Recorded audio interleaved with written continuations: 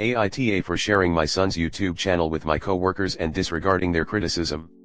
Day before yesterday, I was passing by my son's area for a delivery at work, so I decided to stop by and pay my son a visit to check in on his family and his newborn baby. During the visit, he mentioned about how he started up a new YouTube channel, and told me to take a look whenever I had time to see what his family was up to. It is a vlog channel that mostly has baby clips and videos of his family exploring the city. I watched through many of them and thought they were fun and adorable. Today, I thought I'd share his videos with my coworkers and talk about how adorable my new granddaughter is. I brought together many of them during lunch break and played some of the videos on the projector. I wanted to try and help build some support for my son's channel, and ask them to subscribe if they liked it. At first, it seemed to be fine. Some of them thought the videos were cute. But not long after, things got out of hand. One of my coworkers suddenly brought up the topic of this being child exploitation, and how my son was using my granddaughter just to get clicks and that it would eventually ruin her life in the future. Another cursed my son, saying that he will never get known and should never be. It didn't take long for others to join in and fan the flames further into a heated debate. A lot of bad stuff was said. I can't even begin to list them all. If my manager had been at work today, I think he would have heard the shouting go through the walls and into his own office. Ultimately, me and my son continued to be criticized for the rest of the day. Eventually, I just said screw it and clocked out early. Didn't pay them any more heed. I think things will cool off as time passes and these co-workers forget about this, since I primarily make deliveries for the company and am not always in the office. None of them have met my son or know who he is, and I do not intend to inform him about what happened at this time. I don't know too much about social media, and typically avoid getting involved with it. Is it really so unsafe to upload videos of your family having fun onto YouTube? Were those co-workers right and I should be telling my son to cease this hobby of his? Last I checked, my son did not expose any names in the videos, and our city is a big place with millions of people. The kinds of videos he made are not new either. You can find thousands of similar videos by other people. Anyway, sorry for the long post. I would provide my son's channel for context, but I'm not sure what the rules are regarding linking YouTube channels here, so I will not do so unless asked. The videos seem harmless to me, but maybe I am out of touch with modern society. Comment. You don't seem to think about the consequences of your actions. You overshared at work. Even if your intentions were good, it wasn't the right place to look for subscribers. Family YouTube channels are a controversial topic. I'm not surprised that it started a debate with your colleagues. To answer your questions, yes, it can be dangerous, yes, it can be considered child labor, but it all depends on the channel. We don't need to see the channel. Did you come here to get subscribers too? Will your grandchild be happy growing up permanently linked to theses videos of them that were uploaded without their consent? If one of my co-workers made me spend my lunch watching videos of their grandkids, on a projector, I might never forgive them. If these videos were private and only for family and friends, that's fine. But posting young children online for content and money is exploitation. How will these children feel growing up with a parent constantly recording their every move? Views on children on social media are changing fast. The first YouTube kids are now adults and speaking out on how it affected them. Some are suing their parents. He's missed the boat if he thinks he's going to make money out of a channel like this. Family vlogging is on its way out. I'm saying that it feels like a complete overreaction from your co-workers and there was no need from shouting. What do you think escalated, JT? You or them? The whole scenario feels weird and awkward, to be honest. What a weird thing for you to do in work. Sounds about right. It's a hot topic at the minute. The mother of one of the most famous YouTube family bloggers was recently arrested for child abuse. She had at least 2 of 8 children tied up with tape and they were not fed or given water. People are super cynical about the whole thing. ATM. If he just wants a hobby, why not just make the video for friends and family? There must be something more driving him if he wants to build a big following. Whilst I think these videos sound like they are good for family and friends, I can see why your co-workers may not be interested. I personally find it a bit gross when people use their non-consenting kids for clicks, but each to their own. Regardless, the co-workers sound a bit extreme in their reaction and not appropriate in a work setting. But I also don't think kids should be the subject of a YouTube channel, particularly because they're not mature enough to understand what people seeing them online actually means. I 100% get why your co-workers reacted how they did. it does really come off as exploitation to have his kids on the channel.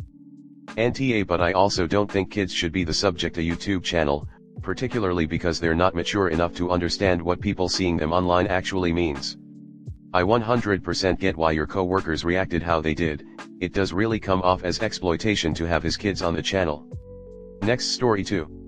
Mill was on speaker and I honestly don't know what I expected. Anyways, a few days ago DH talked to his mom. There was already tension there BC of a different topic, but it kind of shifted pretty quickly. He put the phone on speaker so I could hear everything. Mill literally said that she had told him in the beginning that she wanted him to come by every single day.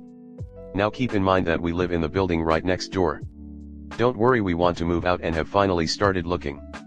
He said that it was ridiculous to expect that, and I wondered when his mother expressed those wishes. She again compared everything to my mother and claimed that we visit her more often. Even though DH said that he hasn't seen her this week, Mill still claims that no, you visit her more often. She also said that she expects me to bring DH over all the time. Is he my child? Because her own husband used to do it. DH said that I am usually the one who tells him that we should visit his parents and bring STH over. Even on that day he had brought something that I baked over because we wouldn't be able to finish it, and I don't like throwing food away. She never acknowledged anything he said and just ranted. Hearing it come out of her mouth was satisfying because everything I always suspected was proven by her. DH said the same. He is glad that she finally spoke it out loud. This also proves to me that she expects me to do everything, even work on her relationship with my husband, and probably accuses me of everything. I know what she has, a mental condition, it is obvious, and she does take medication. I think I just don't know what she has. But it's still so difficult for me not to react and get angry. How entitled can someone be? Why is she like this? I have wondered why I feel so strongly and am triggered by this. I even had a very tight chest that day and felt depressed, as if my body knew that something was going to happen. I don't know if I have anxiety or am depressed. I honestly have had enough of her BS, and I also don't know what I will say if she were to say these things in front of me. Have you dealt with something similar? Comment. My humble opinion is that listening to your toxic Mill on speakerphone is damaging your well-being. I know for me, my Mill from hell's voice causes an absolute visceral response that is hard to put into words. The woman hates me, and the sad part is I once loved her. I'm NC and my husband still talks to her. Recently, she's been giving my sweet awesome hubby the silent treatment because she is a master manipulator. She wants him to travel thousands of miles to attend an event he doesn't want to go to, and because he said no, he now gets the silent treatment. I told him this is why I have her blocked. She manipulates. She is being stupid because doing that makes him distant, which is what I want, lol. He calls her frequently. I get their bond, and that's why I've never demanded that he go NC. He needs to figure it out himself. My only hope is my hubby finally opens his eyes and distances from her for good, but I'm not holding my breath on that one. I'm close to my parents, so I won't ever demand he distance himself from his widowed mother. All you can do is make it so you can be as far away from her as possible. Be a source of refuge for him so he doesn't run to mommy for support. Put some distance between you and her. The farther the better. When my hubby talks to his mother, thankfully he talks in another room, and just in case she is on speaker, I play music or a podcast. I don't care what she has to say. She's toxic, and everything out of her forked tongue will be pure poison. Why open yourself up to get poisoned? You wouldn't willingly drink a glass of water you know for sure had poison, would you? So in the same way, avoid that Mill from hell. It is absolutely unreasonable for a married man to see his mother every day. If I were you, considering your very real and valid physical responses to your Mill, I would tell him that I'm going NC. He can visit her all he likes, but for my well-being, that relationship with Mill is now over. Nobody has made me suffer as much as my Mill. Not even ex-boyfriends after we broke up before I met my husband. She is just heartless, and like your Mill, she may have undiagnosed mental problems, but that's out of our hands. Your Mill is who she is, and she wants what she wants. She doesn't care about anyone else's needs, they are not relevant to her desires. It doesn't matter what mental condition she has because you and your husband can't fix her. She is an adult and responsible for making her own decisions. She doesn't think she is doing anything wrong, so she isn't going to change. There is nothing you or hubby can say or do that will convince her that she is overstepping.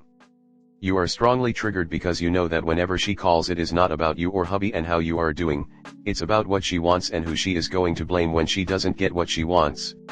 She wants hubby to be her little boy and come see her and do her bidding every day. She doesn't want him to be the adult that he is building a life with you, his wife.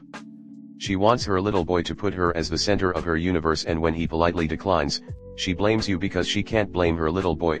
You know that is every conversation, so your body is starting to physically react to the stress of having to deal with Mill because every time it's the same story. You and DH need to discuss what you both want to do about the relationship with his mother. You are adults and entitled to be treated with respect. The parent-minor-child relationship is based on compliance. The child complies with the parent's request or get punished because the parent controls everything in the child's world. When the child becomes an adult, the power shifts because the now adult son is entitled to be respected as an adult, and the parent no longer has any power to punish. The relationship of parent-adult son is based on mutual respect. Your Mill doesn't respect DH or you and blames you when he declines to comply. You and DH can't fix this because you didn't break it. She did by now, growing up and recognizing that her son is an adult with his own life to build, and she is an empty nester who needs to get a new life purpose now that her days of raising kids are over. It was a temp job with a termination date. You and DH have the right to disengage when his mother behaves badly. If you reward her bad behavior with a visit, you are encouraging her to behave badly to get what she wants. You and your husband have no obligations to anyone but each other. Your parents had an obligation to raise you into adulthood. You were children, and had no choices, therefore no obligations. As children you didn't get to pick who your parents were or that you didn't like the deal and wanted new parents. You were effectively the property of your parents until you became adults. As adults you get to decide when to engage or disengage. You are entitled to be respected and you are entitled to disengage, reduce visits, leave, hang up, when you are treated badly or disrespected, even when the person behaving badly is your mother. No amount of visits or whatever is going to make Mill happy, because she wants her little boy to come back home to her. There is no reasoning with her because she wants what she wants. You and your hubby should discuss what I have said her, and if anything, he could explain to her that he is an adult and she needs to let him go and accept that he is an adult and he has adult responsibilities and she is no longer a priority for him. This is the circle of life. That as an empty nester, she needs to build the next chapter in her life as an empty nester.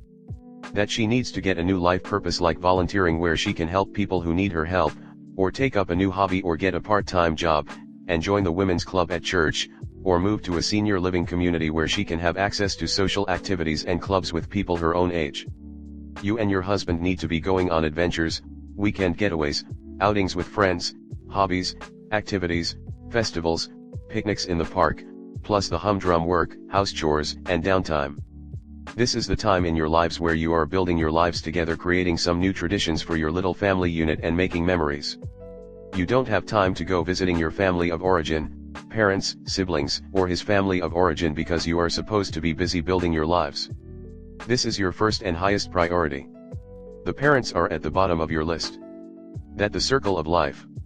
That's what they did when they were your age.